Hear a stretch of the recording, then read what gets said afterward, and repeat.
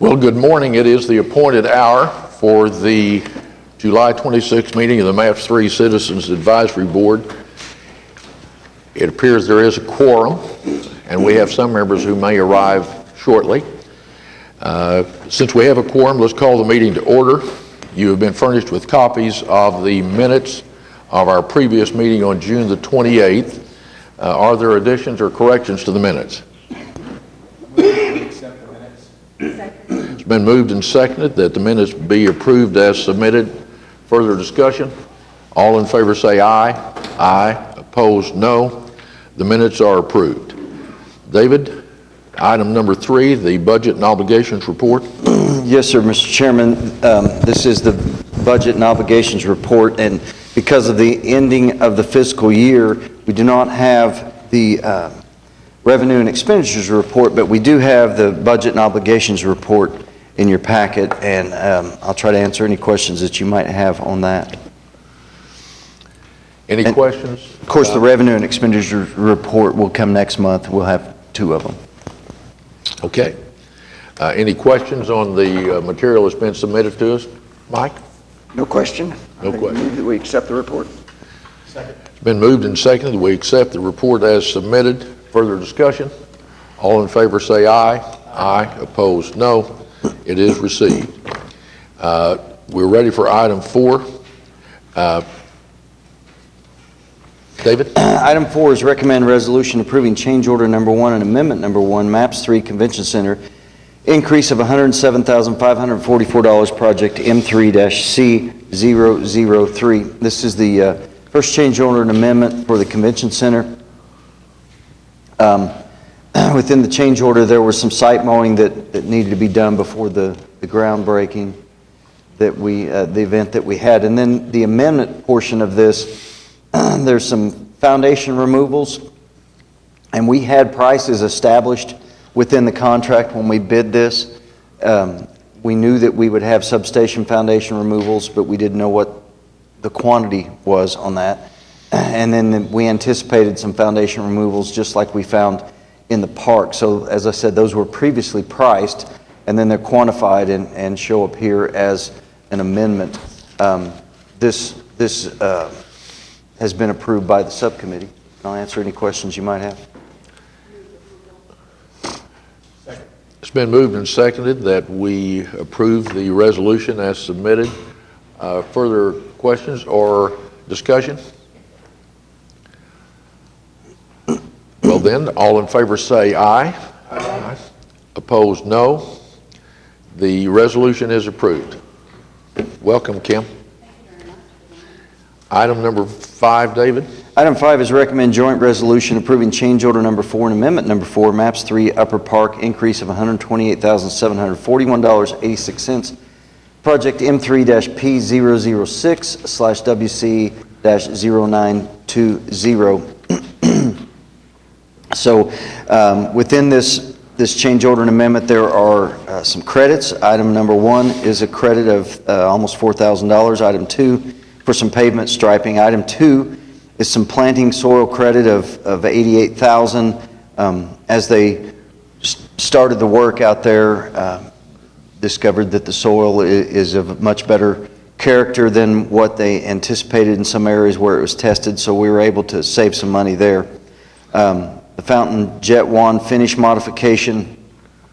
It's an item where the wands on the fountain were stainless steel, but as they were curved, as they were bent to have the shape that they needed, they began to show some markings on there, and it was unacceptable. So this is to powder coat those wands. Some additional street lights on Hudson. There's some data connections that is for some fiber optic infrastructure that will help to connect the Chesapeake Energy Arena and then go down to the Skydance Bridge. Some additional sheetrock inside the play pavilion, and then there's a credit for a bench. Decided that instead of putting this permanent concrete bench there, they would replace that with some chairs that were more easily moved for the programming that might happen there in the park. And then again, item 4 in the amendment, as I mentioned with the convention center, there's still concrete that is found buried in the ground, so there was some more removal of concrete in the ground. So they did not have a quorum, but this comes with the approval from those that were present. Kim, any comments? The only comment that I have is that our landscape architect, Garvin McWilliams, has sworn that if they find any more concrete, he's going to eat his hat. Okay. David, Yes, sir. just curious, I'm not a techie guy, so tell me, the data connection, what are we doing? You said connecting Chesapeake Arena with the Skydance Bridge. I mean, are all those managed by this? I mean, what are we trying to do here? It's some additional connections so that, Wayne, can you help me? You know, I believe it has to do with some of the lighting and some of the communications that's in there. It allows data connections to surrounding projects like the convention center, to the stop for the streetcar. So surrounding projects that MAPS has, it just provides for future data connections where we don't have to go in and like bore under the boulevard or under New Robbins and things like that. Provides a conduit. But we're not saying that folks in the convention center are going to be turning lights on and off at the park or anything like, I mean, It's mainly data, okay, voice and data, okay, IT type okay. information. Any other questions? Kim? I was just going to comment to Michael, one of our first discoveries when we began excavating for the park was also in the realization that all of the data lines that went from downtown all the way to Tinker were underneath the park. So that's why a lot of those conduit pipeways and things have been added. So while we have the ground open, if there's anything that needs to be added in data, this is now the time to do it. Any other questions? What's your pleasure? Been moved and seconded that we approve item 5, the resolution. Further discussion? All in favor say aye. Aye. Opposed, no. The resolution is approved. Item 6, David? Item 6 is recommend resolution approving a request for proposals to be advertised, MAPS 3 Senior Health and Wellness Center number 4, operating partner, and authorizing the city clerk to advertise for proposals to be received October 30th, 2018, project M3-H005A. I might add that while this was approved by the subcommittee, they had a small revision. They asked that I believe it was on page 5 in the last paragraph there where it talked about the areas that we had for preference, that they wanted us to explain that the reason for the preference in those areas was because of health outcomes. So we have a short presentation. Mike Mize from ADG is here today to go over the high points of this presentation, or of this RFP. Thank you. Chairman, board members, Manager Todd, thanks for the opportunity to be here. First thing I want to do is thank MAPS staff, in particular Carrie Medley, for helping put this together. We do work a lot together with the MAPS staff, and we really appreciate their assistance. This is, just as David said, this is a brief summary of the RFP. Good news is Amanda Carpenter's here in case I make a mistake. She can bail me out. So She's done that for me many times, Mike. so, this is very similar to the RFP that went out for Wellness Center number 3. There are just a few modifications. David mentioned one a minute ago. The other major modification, which I'll get to in a minute, is the location preferences. But the RFP describes in some detail the qualifications that it's seeking from potential operators. The ideal operator would be one who has this kind of experience, but there's some allowances if they don't. The proposals will be received on October 30th of this year. The city, as always, will hire the architect, hire the contractor. The operator will operate and maintain the facility. They will be responsible for all of the costs of operating and maintaining the facility. The only exception to that is a capital expense item there will be a limit of capital expense items for which the city will be responsible rather than the operator. The operator will be entitled to all the revenues from the operation of the facility, but they're also going to be expected to assist in the planning and programming of the facility. The term is expected to be, as with the others, a multi-year contract with possible extensions. During the construction phase, the operator will participate in construction meetings. The operator will use the time during construction to try and secure all of its subcontractors, tenants, other people, other entities that may be a part of the operation and the programming of the facility. During the construction, the operator is also going to be expected to hire and train employees for the facility. The location preferences. One of two locations would be preferred. It's not mandated, it's preferred. These locations are generally from Southwest 104th Street to Southwest 164th Street and from Santa Fe to Portland. The second preferred location would be generally from Northwest 23rd to Northwest 63rd and from Pennsylvania Avenue to Portland Avenue. Just so that you all understand, these were not chosen randomly. There was a significant amount of data obtained from the Oklahoma City County Health Department regarding ages, health outcomes, and a number of other statistics that went into the subcommittee deciding where they preferred these two locations to be. Operator qualifications, a lot of the things that all the same things we expected from the previous operators, relevant experience, programs and activities that respond to the cultural, economic situation in the area where the center would be located. The operator needs to have the fiscal capability of operating and maintaining the facility, demonstrated wellness center operation and service delivery experience.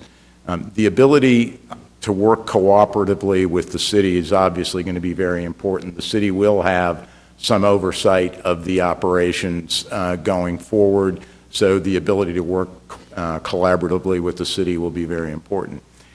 We all know that there aren't a lot of people out there who have this wellness center experience. So this last bullet point says, and this is just directly out of the RFP document, in the absence of direct experience, respondents should describe the capabilities which qualify them for consideration. So if you don't have the direct experience, you can still be considered.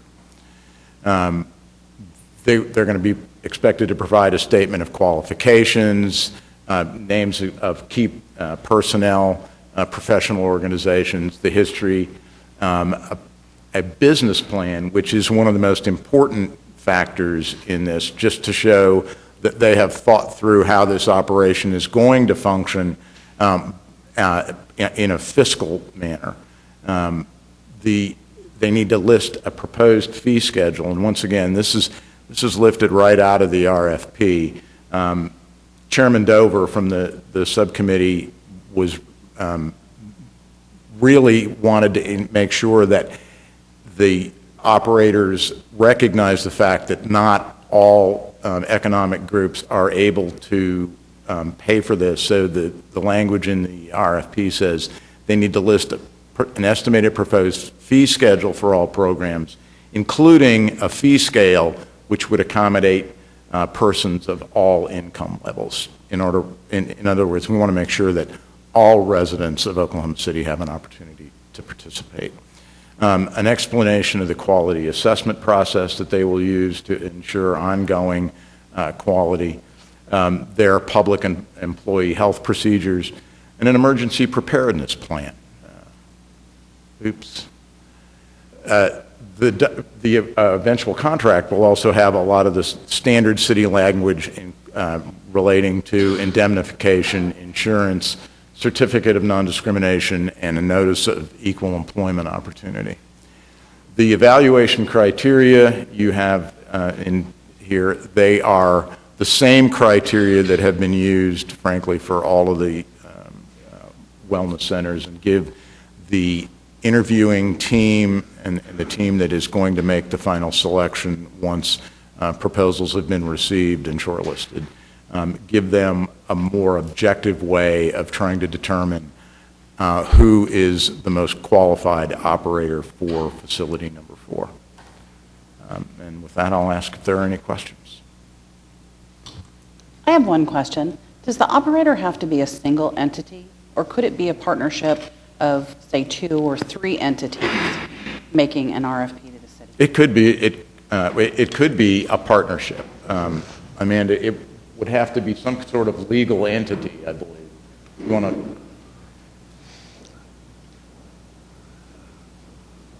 It can be a partnership, we just have to have the ability to contract with them.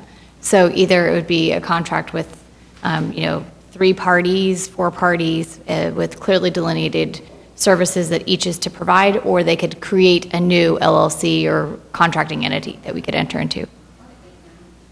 And we've actually promoted the idea of partnerships and relationships in the past in an effort to try and make sure we reach as broad an audience for responding to this RFP as possible. Other questions? Cecilia? I was just going to add to that, the Langston University for Wellness Center number 3 does actually have a partnership with the YMCA within it, like it's delineated in their description of services. So. Thank you. Mike, is it presumed that the potential partners will designate or will lead to the determination of which site we choose? I'm sorry, can you? Well, I mean, a partner's going to bid and say, I'm interested in doing the one on the northwest side, or I'm interested in doing the one on the southwest side. So is that how you envision it, that they will be, Well, by accepting a partner, that's going to be what determines which site will you go to? I think originally there was some expectation that the city would be represented geographically in 4 separate quadrants. And I think ideally that is something that the city would like to see eventually. But I mean, there may be partners that are interested in one site but not the other, or do they have to be willing to go to whichever site we decide? As I said before, these are preferences. If an organization has an existing site, if they have land available, if they have a building, a facility available that they would like to use that might fall outside of these areas, that would be taken into consideration during the interview team's deliberations about who is the most qualified and most representative. But once again, those 2 areas are preferences.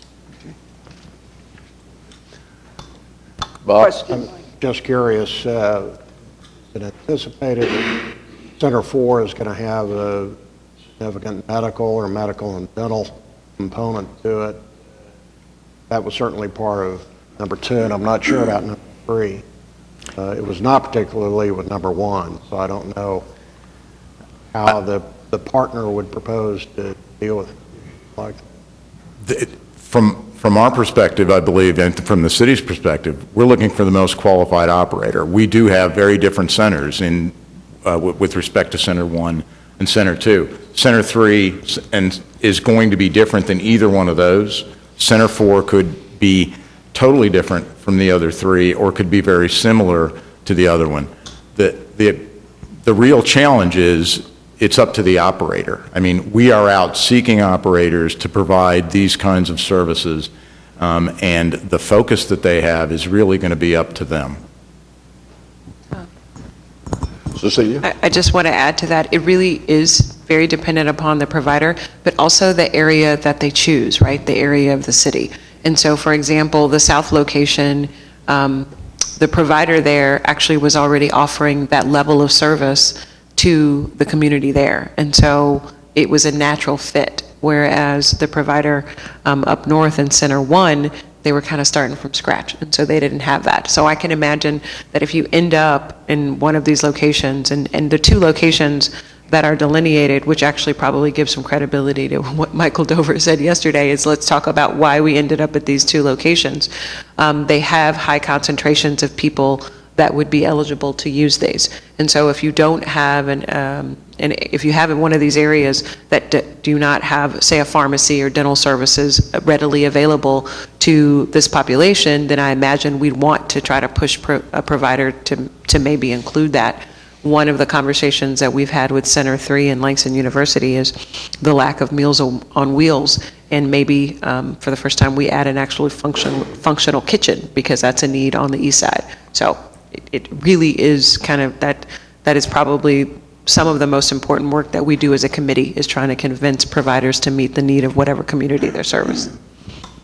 Yeah, I guess that was really part of my question, whether we have identified particular needs, given the demographics of the areas we are suggesting, that the RFP would include something a little bit more specific about our goals for that particular area in terms of the kinds of services that a wellness center would provide.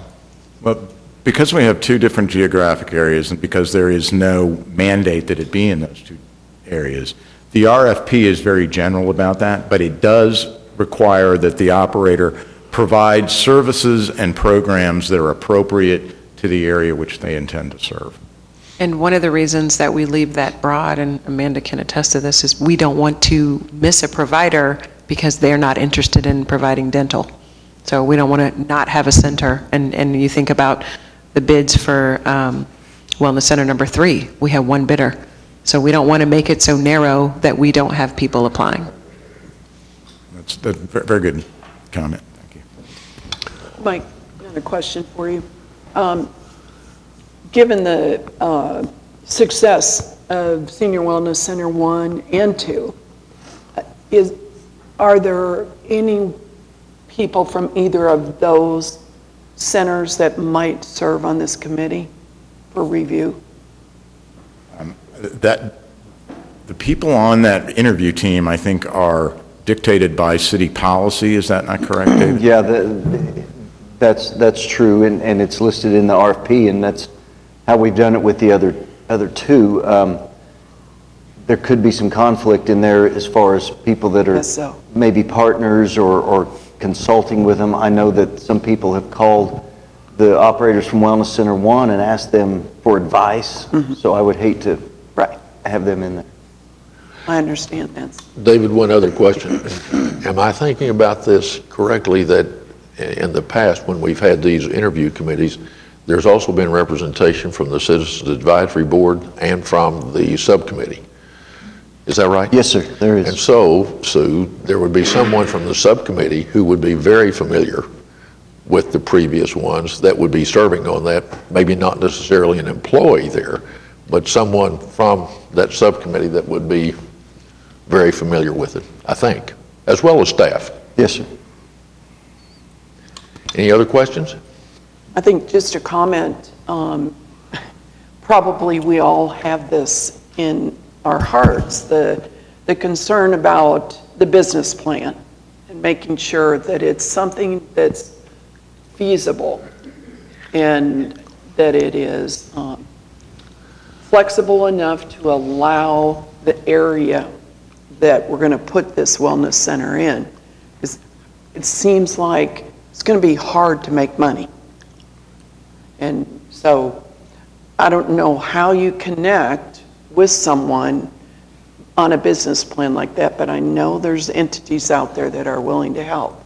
And, you know, we just want to ensure as much success as we can, because this is really serving maybe our most at need type citizens.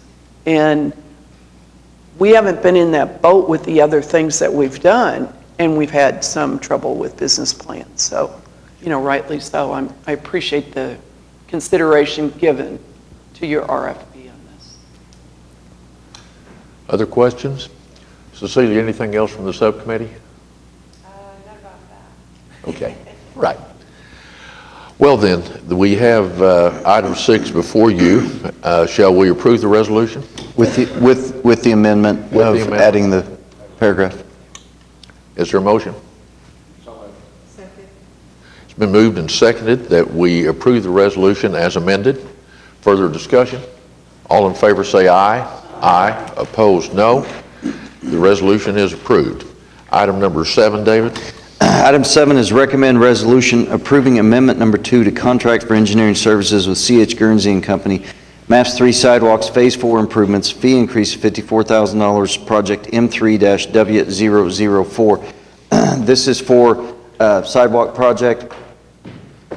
When we do the sidewalk projects, there's a lot of legal descriptions and easements that have to be acquired, and there was an exceptional amount here, and this is for those additional easements.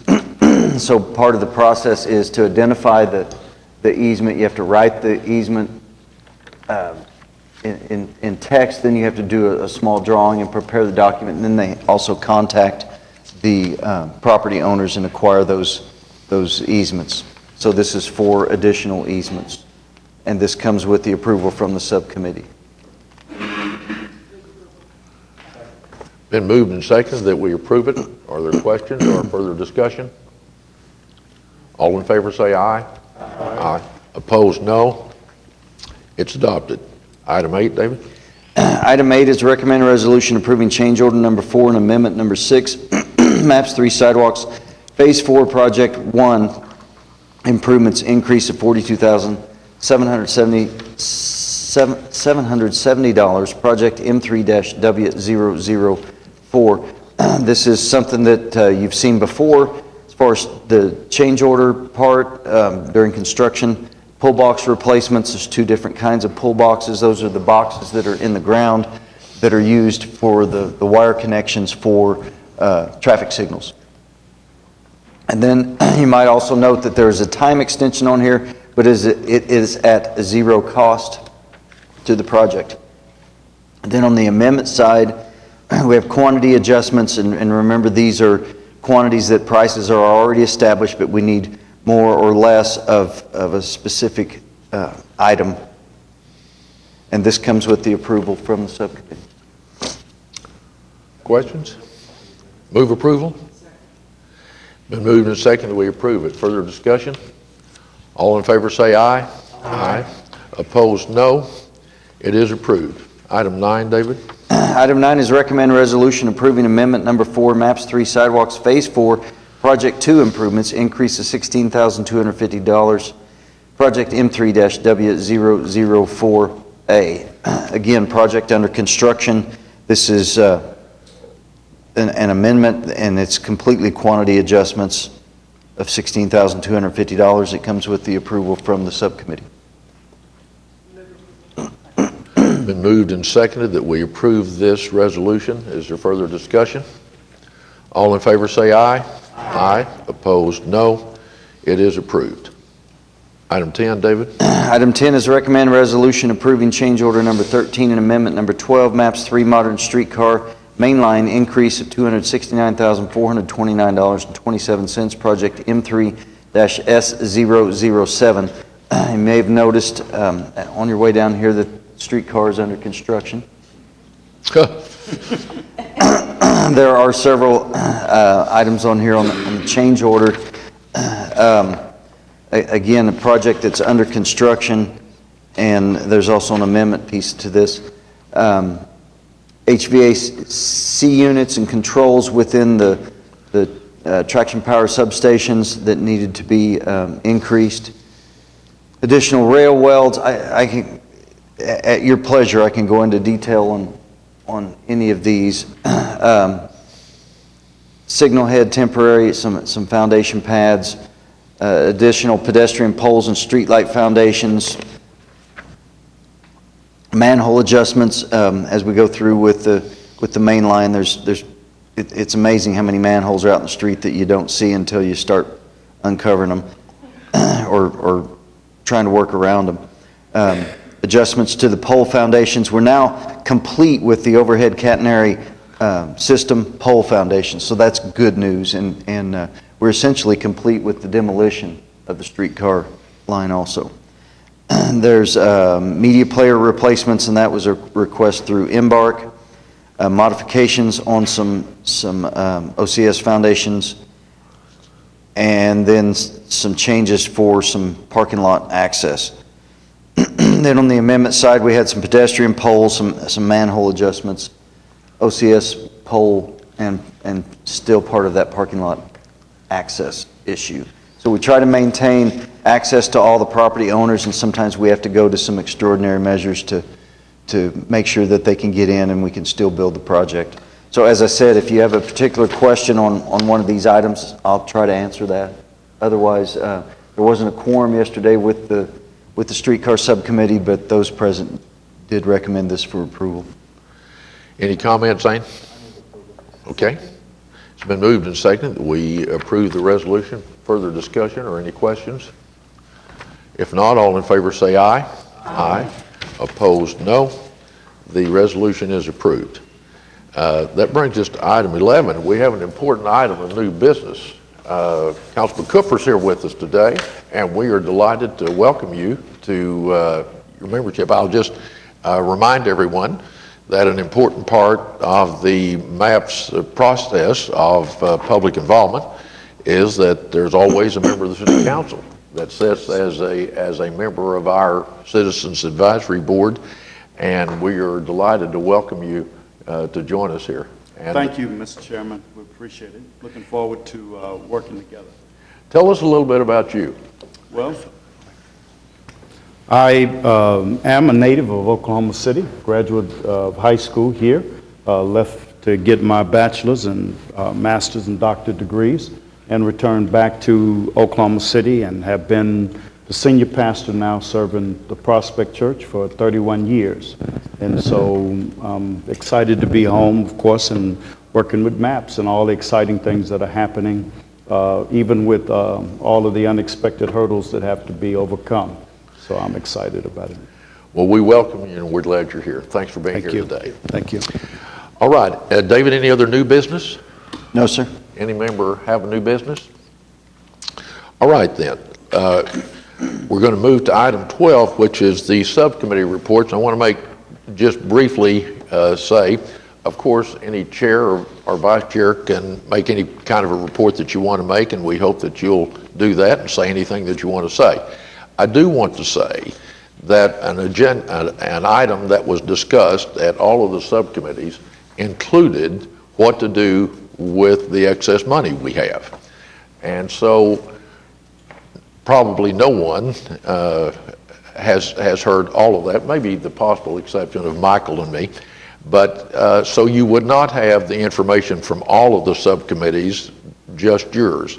So the thought process is that we would ask David and staff to gather all of that. That doesn't mean we can't discuss anything that you want to discuss today, but the plan is to have the staff and ADG and them put together a list of all of those things that have been submitted and by the subcommittees, and then to try to prioritize them in some way, maybe bring us a recommendation and give us all a chance to see what all of the subcommittees have done, so that we will have the benefit of not just what happened in our specific subcommittees, but in all of them.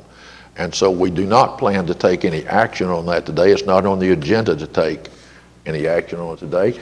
To the extent that you want to make any comments about it, of course, you're free to do that. But don't plan on taking any action on excess money for projects today. Does that sound agreeable with everyone? Is that a workable plan? Okay, well, with that caveat then, let's move to the subcommittee reports. Bob, I'm going to call on you to start because I know you have something you'd like to. Our committee met Tuesday, and for the last two meetings for the Fairgrounds subcommittee, there has been discussion of wish list items, what the committee might propose or recommend to add to the Bennett Center.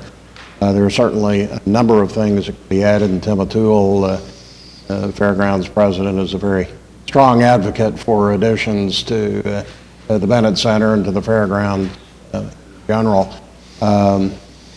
Yesterday, or Tuesday, the committee did, as a committee or a subcommittee, recommend a list of items that'll go to the staff, and we've asked Tim O'Toole really to go back and prioritize those. He had like 3 categories of additional things he would like to see. We've asked him to prioritize those on the assumption that we may not get every dollar that we would like to get out of it. How would he prefer that they allocated to the extent those excess funds are available? Tim did make a point, and it's obviously not a point of discussion or decision today, but he has been pretty vigorous in his view that as part of the budgeting process as we went into the MAPS project, some of the projects that were completed earlier had some of their budget reduced. I think the fairgrounds, if I'm recalling correctly, Mike, was 2.1%. Their budget was reduced to account for inflation that would impact projects that came about later, especially convention center and park. And so Tim has become an advocate for the idea that as we talk about these excess funds, wouldn't it be fairer to restore, I guess you would say, some of that budget cut that the early projects experienced as a factor, not necessarily to just redo the budget and give them more money based on that early reduction, but a factor in deciding how excess funds distributed, because in a sense they were sort of cut to begin with by a certain percentage, somewhere between 3%. And so they started out a little bit behind in terms of how much money they had available to spend on a particular project. There are pros and cons to that argument, and I just toss it out as food for thought as we go through this process. And it's not just fairgrounds, there are some other projects that experience the same kind of thing just because of the timing of when the project would start or be completed. So I just toss that out so you can stick that in the back of your mind as we get these lists and start looking at priorities of where we spend the extra funds. Thank you, Bob. I asked Mike if he might come forward and kind of remind all of us of how we got there in terms of the adoption of the implementation plan and taking into account inflation. All this was done. This was almost step 1 in the MAPS process. And so Mike's going to review that for us if he would. Thanks. I'll try and do this as succinctly as I can. We recognized back in 2011 that dollars weren't going to go as far for a construction project in 2014, for example, as it would in 2018 or 2019. And we attempted to find a fair and reasonable way to account for that, because we knew that because MAPS can't spend money until it has money in the bank, that some projects were going to have to be later in the process, and some could be earlier because of the amount of collections that were achieved. So we looked at the overall program and made a determination that January 1st of 2016 was a reasonable projected midpoint of construction for all of the projects for the entire program, not for any specific project. So any project which was scheduled to be constructed prior to January 1st of 2016, we took a nominal 3% per year anticipated inflation and reduced the budget of that project by that 3%, approximately 3% per year. To use the specific example of the fairgrounds, they had an original proposed $60 million budget. We reduced their budget to 58.7 effectively, which was a 2.1% reduction based on when we thought that construction was going to begin. So projects that came after January 1st of 2016 had a nominal 3% per year added to account for potential inflation going forward. That rationale was taken to the Citizens Advisory Board, and I know there's, some of you were not on the board when that, when those discussions took place. But there are a couple of examples that I can give you of why we think that was fair and reasonable at the time, and how we think it has actually proven to be fair and reasonable over time. The wellness centers present perhaps the best example. We had budgeted originally for 4 wellness centers. They were going to take place at various times during the program. We wanted all of them to have effectively the same kind of facilities and amenities. So the first wellness center had its budget reduced, and right now I can't remember the specific amount. The second wellness center had its budget reduced, but not as much as the first. The third wellness center had a budget which was increased, and the fourth wellness center has a budget which is increased even further.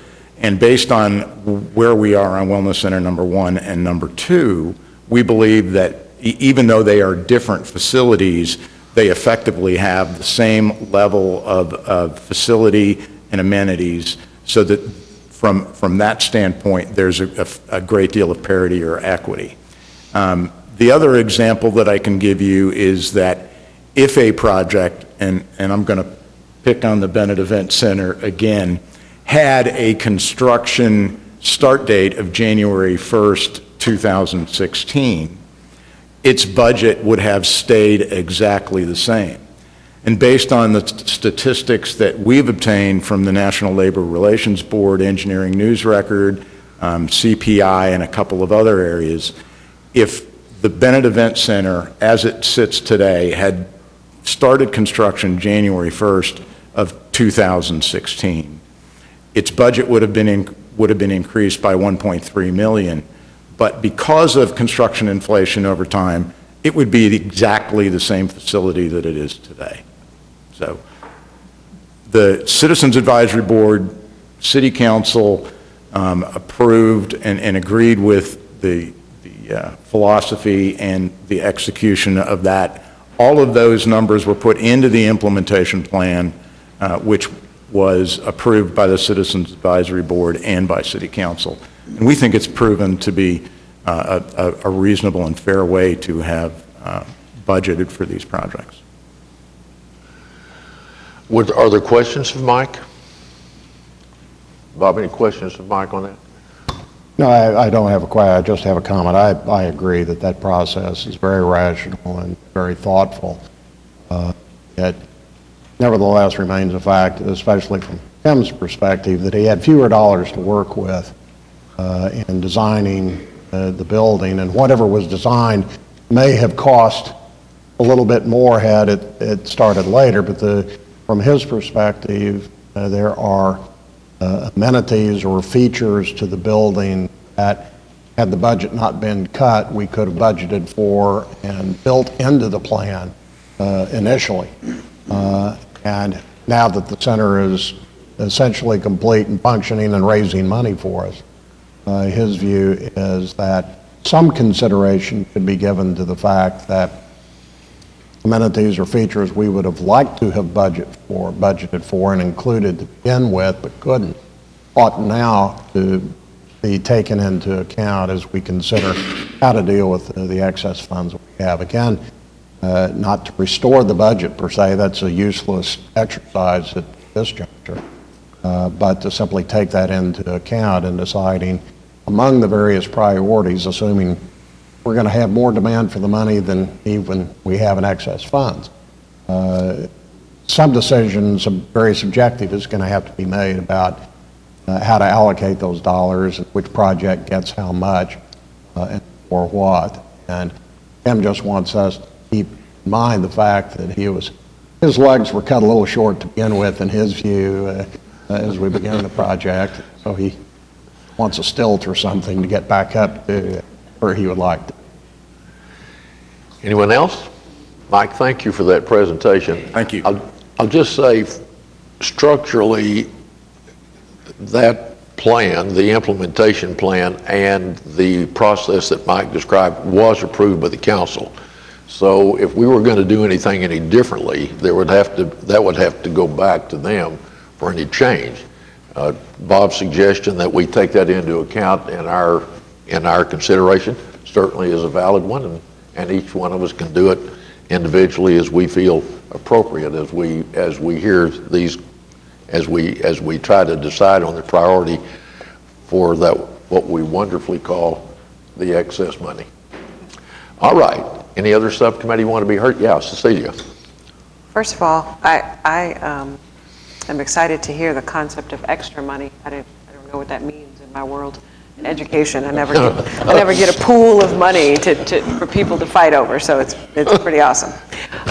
In regards to Senior Wellness Center, I reported yesterday that we have a meeting date set with Langston University, who is Wellness Center number 3 operator, to hopefully begin to finalize location. Our wonderful people in David's office have done some appraisals of the locations that they're looking for, and so hopefully we'll be able to narrow that down and stick a pin in it so that we can start talking construction. So that is coming near close. Michael Dover couldn't be here today, and I would be remiss if I did not advocate for senior wellness as well in regards to the extra money.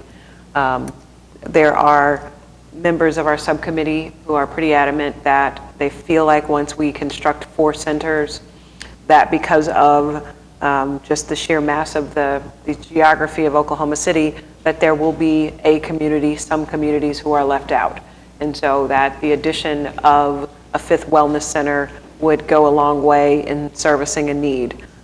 Use, for example, the bid for, or the RFP for Wellness Center number 4 has 2 very high density need locations, and we're only going to be able to service one of them. So effectively, we've already identified 2 places where the city has a need. And so just to advocate that if indeed there are dollars and we are thinking about how best to use them. I think Susan didn't know she was helping me, but when she talked about one of the most vulnerable communities in the city, we really ought to take into consideration what we can do for seniors. So, Good. Any questions for Cecilia? All right. Any other subcommittees want to be heard from? I'll speak for the streetcar subcommittee. We looked at, proposed our prioritized list, and we gave that to the city MAPS 3 office, so they have something to look for from streetcars. And then along the lines of sidewalks and trails, in addition to some of the projects having money cut out from underneath them, as you kind of say, for construction, there were originally 4 trails on the MAPS 3 program. We're only building 3. We intentionally removed one of those because we didn't think we'd have enough money left over. I'm not going to say now that we want to come forward and build a 4th trail, but I think I'm glad to see that this process is going to get started. I look forward to seeing what Mike Mize comes forward with and what the MAPS 3 Advisory Board presents to us as far as priorities from all of the subcommittees. Thank you. Dee? Yes, we are looking at the money situation too on the River Committee, and Mike has prioritized it to indicate items that will help make money. And I think that's really a good place to start. We were cut out of lots and lots of things when we started this project because we didn't know what we were getting into. But I think there's been a lot of thought put into it, and we too have our list. So, thank you. Kim? First, yesterday we did not have a quorum at our subcommittee meeting, but we did have a great amount of discussion, great discussion. First, I'm happy to announce that our park operator for Sturgis Hotel Park has hired a chief operating officer this week, and he comes to us with a great amount of outdoor programming experience as well as a wealth of horticultural experience. So I know Maureen Heffernan was a little bit nervous about finding the right person to put in that position, as we don't have a great pool of that same kind of talent in Oklahoma City, but we're very excited about that position being filled. And certainly many of our meetings have talked about excess collections. even before we knew we had excess collections, you know? And I just want to say, first of all, I'm very proud at the way that each of our advisory board members and their subcommittees are working toward how those dollars could possibly be spent. This could be a really ugly situation with a lot of unspirited conversation, but the thought that each of you bring to what you do every day for the city and the citizens who spend each of their pennies is to be very well commended. And I also think that looking at things for what enhances the experience of those Oklahoma Cityans that have put in those pennies, those have to be top consideration. And also, what of those amenities that we might add are revenue-producing entities that help support the projects that we've worked so hard to put in place?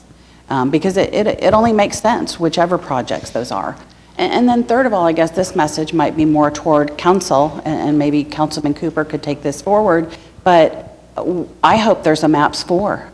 And maybe some of the things that we're outlining and talking about, if they can't come to fruition through MAPS 3, then maybe they could serve as a part of what happens in MAPS 4, or at least the discussions and items of what the public is looking for and what we've discovered through this wonderful process. Sue, did you want to report on any subcommittee? Well, I might just say Maps and Trails and Sidewalks Subcommittee, our list is never ending. But the interesting thing that I think we all should be aware of is the fact that we know we've just passed another sales tax, Better City, Safer City, something or other. But that sales tax and their plans in particular, we were very interested in with the trails and the sidewalk. And so David had a nice presentation for us. And the idea that city staff, that planning, they get MAPS 3. So they know what we've done and they're communicating now with the next group. It's not a MAPS group. So it's not David's group, but at least we're getting that conversation. For instance, trails. There's a trails network out there, OKC Trails. And there's a lot, there's more trails than you realize. But we're kind of behind on trails. So as a city entity, we're getting there. But there's some really important things we haven't done. We don't have signage on trails. That's a safety issue, especially for someone like me that is not an everyday cyclist. So to know where you are and how many more miles you've got to the next spot where you, if in case you had a blowout and needed some help, that's going to be important. Or if you're just trying to stick with your stamina and you know you've already passed the midpoint, I can make it to the end of this section. So we're learning a lot. We, as a committee for Trails and Sidewalk, have done a couple different things that I think are pretty commendable in the fact that we have matched some money from the city and from a couple different entities so that we could continue to build some more trails in places. So we're looking at every way we possibly can to leverage things. There's a lot of trails that just have like a mile and a half a mile to connect it to another trail. And so that seems to be one of the things that's really on our list that we're learning more and more about is how to get that connectivity, and it's just some little chunks in different places. And then the city has lots of bond issues with money that's been designated for some of the things that we actually had on our wish list. So it was good to learn about that too. So we could decide, okay, are we going to go ahead with this? Because if we do, then they can still use that money on trails, but it might be used in a different way. You know, it's expensive. Well, we know that. Everything, to build everything, but it's really expensive to build sidewalks and trails. But we're doing it. And it's better today than it was in 2009, for sure. So look forward to seeing our nice little list of about 10 things. I think that covers all of the subcommittees except the convention center. And so I will just say, from our subcommittee, we don't now anticipate asking for any excess money. We have the money is in our budget to do the plans. We will be bringing you some requests for amendments that are additional enhancements that from what you've already seen, but we have the money in our budget to do them if we do. So therefore, I'm saying to you, we probably will not be asking for any of the excess money based on what we know now, based on the bids and all of that. Having said that, Michael Adams attended all of the meetings, and as did I, and he was nice enough to promote, as you know, he's kind of our numbers guy, the guy on your left, Councilman. And so he gave me a list of the wish list. David already has this, but I'm only going to talk in generalities. Absent some subcommittee having contingency money or program money left to put in, I mean, there could be money in anybody's budget that could ultimately go back in. But we're looking at $31 million in excess funds now, subject to perhaps some increase if there's unused money. And we have now what has been submitted without anything from the convention center and without anything from trails and sidewalks. We have about $50 million, just north, almost $51 million worth of requests to consider. And we have about $31 million to think about. So I just want to give you a sense of what we're looking at here. And David and his staff will go through this. They're not all of the same, timing will be a factor. So we're going to have to be thinking about, do we do some things sooner than we do others, because there are a lot of timing factors, and ADG and the MAP staff will come back and tell us what those timing factors are and how much money is required. Some of these are pretty exact numbers because they're right in the middle of something, and others are more speculative, that plans haven't been drawn for something. And so I just ask you to be patient with us, and I echo what Kim said. I really, really appreciate everyone having such an open mind, and while we've got a lot left to do here, it's really a great problem to be able to make most of these things even better than we thought they might be. And so this is a wonderful thing for us to get to work on, and I'm hoping we can all do it in good spirits and try to get the best result for the overall MAPS 3 program. Anybody else have a comment under the subcommittees? I will make a comment. Yes. Kind of feeding, I did attend all the subcommittee meetings this week. And so uh, partly just kind of get the background information for what all the requests were and what going on. So a few comments. I was very impressed, very proud of the way the committees, subcommittees worked, their diligence, the responsibility they showed, the restraint they showed in some cases in developing the list and the considerations they were making. I think it's important, as has been mentioned, that we look at the list and consider the items that will make these projects successful and help either improve revenues for the operators or reduce their expenses and do things like that. And I think there's a lot of opportunities there. I also would point out, I think, in looking at, in kind of summing up the numbers, as Tom has outlined, and considering the amounts that there is, I mean, some of the committees still have money left in their budgets they haven't spent, and considering all those monies, I think the likelihood we're going to be able to do most, if not all, of these projects on the wish list. And I guess my final comment would be, I don't think we're in a hurry, and we don't necessarily have to decide next month that this is the firm list, but I would encourage, I guess, staff and ADG to continue to modify the list, firm up the numbers, look at the priorities, and come back to us. I mean, some of them are more urgent.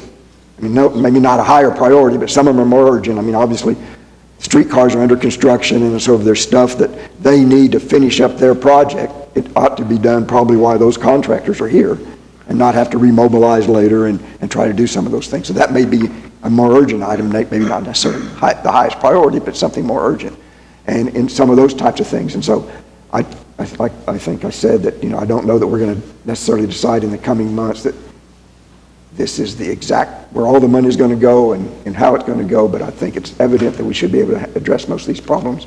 And I'm confident that David and ADG will, manage that project and come to us with priorities as they're needed, and we can address them. So I'm looking forward to it. Well, I agree with that, Mike. I want to add one other thing. During the course, if you were in this meeting a year ago, you would hear some of us, maybe even me, saying, we ought not to do this piecemeal. We ought to have all the facts in front of us, and I'm not the only one that thought that. Two really critical things have happened in this past year. One is the money is in, and it was above what was projected. We didn't know that a year ago. Secondly, the convention center bid is in, and it was not over budget, but on the contrary, it was under budget. So those two big pieces of information that we were all concerned with a year ago and made us hesitant to let any of this excess money go, those things have all been brought to a really favorable conclusion. And we're in a situation now where we can do exactly what Mike has described. We don't have to decide which is the more important, but we can decide which things need to be done with more urgency than others. And those things that we can decide later, we can. And those things that need to be acted on promptly, we can do that as well. And I think I think that's a significant difference than where we were a year ago, and I might say a very great place for us to be. Okay, any other comments from any of the other subcommittees? All right, thank you for a great job, you guys. Let's go to item 13. I don't know why David's report is always the 13th item. Lisa and Carrie, think about that. Anyway, just a couple of things. Item 13. Just a couple of things to remind you that the Draper Trail is under construction, all three pieces of that. Convention Center is well under construction. They've done a significant amount of excavation and brought in some engineered fill for that. Park is under construction, and as you drive by, you can start to see how it is taking shape. It's really exciting to see the buildings coming up. You can see the stage, the cafe, the pavilion, and the lake. Potentially, they might start filling the lake in the middle of August. So that'll be an exciting time. And then, of course, streetcars are under construction with the main line, and as I reported, pretty much all the demolition is complete and all the overhead catenary foundations are in. So that's moving along. Okay, that brings us to item 14, comments by the board. Any other comments from staff? Any staff members? Amanda, you got anything you want to tell us? Michael.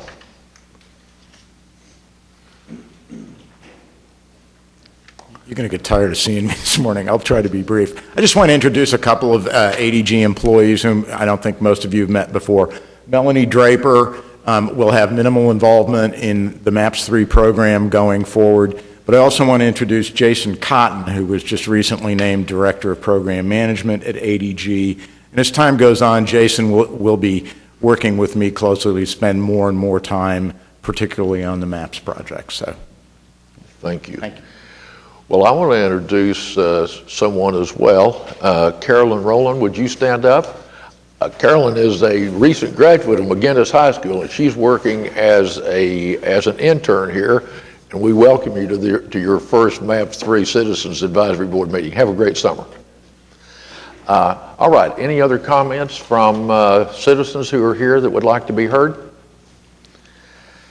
If not, that brings us to item 15, and Zane moved, and it is seconded by Dee. Further discussion? All in favor, say aye. Aye. We're adjourned. Thanks for a great meeting.